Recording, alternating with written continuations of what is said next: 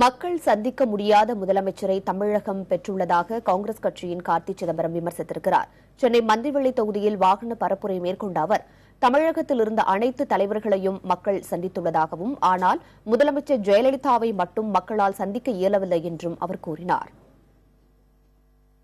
அதிமுக என்ன பண்ணுவாங்கன்னா, ஒரு வேட்பாளர் ஒரு தடவை நிக்க வைப்பாங்க, அப்புறம் துரத்து விட்டுருவாங்க. அந்த வேட்பாளர் தொகுதியில சர்வீஸ் பண்ணணும்னு மைண்டே இருக்காது. ஏன்னா அந்த வேட்பாளருக்கு தெரியும் நம்ம திருப்பி சீட்டு கிடைக்காது, நம்ம 5 வருஷம் வேலையே செய்ய வேண்டாம், ஓட்டு வாங்கிட்டு பொய்யாத உத்தரவாதம் கொடுத்துட்டு போயிடலாம். ஆனா திருப்பி வரவே வேண்டாம்ல. நீங்க திருப்பி வந்தா தானே நீ என்ன பண்ணு கேட்பீங்க. திருப்பி வரதுக்கு வேலையே இல்லை. நானே வரேன்னு வச்சுங்க, அம்மா எனக்கு வாக்களிங்கன்னு சொல்றேன், எனக்கு வாக்களிச்சிட்டீங்க, எனக்கு மனசுக்குள்ள தெரியும் நான் திருப்பி இந்த பகுதிக்கு எலெக்ஷன் நிக்கவே வேண்டாம், நான் திருப்பி இந்த பகுதிக்கு வரவே வேண்டாம்.